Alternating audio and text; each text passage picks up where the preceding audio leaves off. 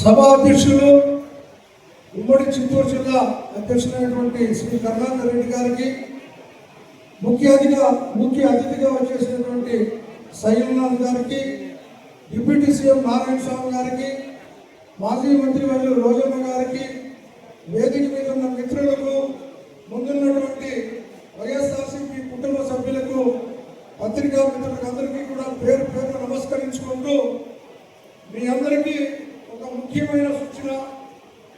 పోతిరెడ్డి పాడంటే మనిషి గుండెకాయ లాంటిది రాయలసీమ, గ్రేటర్ రాయలసీమ. అంతేకాదు మనకి ఏదైతే స్వర్గసీయ రాజశేఖర రెడ్డి గారు ఈ అంద్రీనివా కానీ దాలేరు నగరీ కాలువ కానీ ప్రారంభించి మన చిత్తూరు జిల్లాని, అనంతపూర్ని, కర్నూలుని సస్యశ్యామలం చేయడం చూశారు.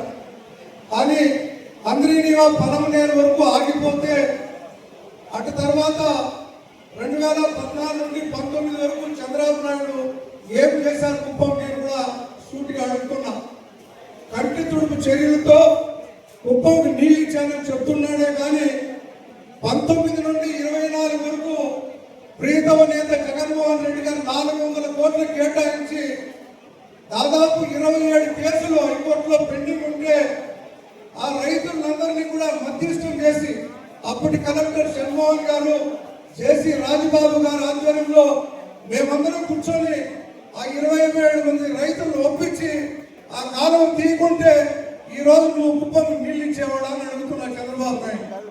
నువ్వు ఇచ్చింది కాదు నీళ్లు, ప్రీతమ నేత జగన్మోహన్ రెడ్డి గారే 2023 డిసెంబర్ నాటికి శాంతిపురం వరకు నీళ్లు ఇవ్వడం జరిగింది.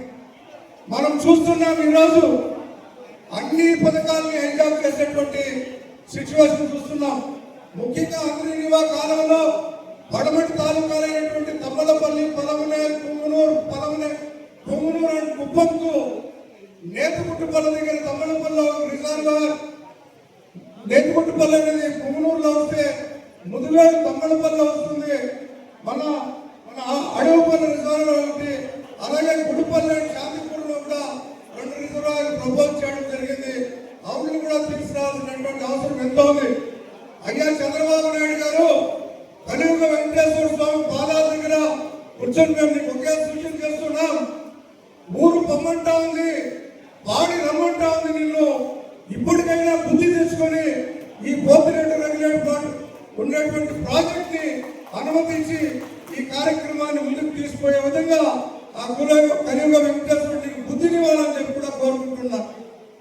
మా ప్రియతమ నేత రాజశేఖర రెడ్డి గారు ఒకే మాట అనేవాడు అప్పుడప్పుడు, అమ్మకు భోజనం పెట్టలేని వాడు పిన్నమ్మకు బంగారం ఆదరిస్తాడంటాను. అలాంటి నీచుడు ఈ రాయలసీమలో పుట్టి మనకి తీరం ద్రోహం అయినటువంటి వ్యక్తి ఎవరైనా ఉన్నారు రాయలసీమ కంటే అది ఒక చంద్రబాబు అని చెప్పడం మీ అందరికీ తెలియజేస్తున్నా. ఈ రోజు ఏదైతే ఈ సమావేశంలో పెద్దలందరూ మాట్లాడారో ఆ తీర్మానాన్ని కట్టుబడుతూ మేమందరము కూడా జిల్లా అధ్యక్షులు కరుణాకర్ రెడ్డి గారు, రీజనల్ కోఆర్డినేటర్ పెద్దిరెడ్డి గారు, రామచంద్ర రెడ్డి గారి ఆధ్వర్యంలో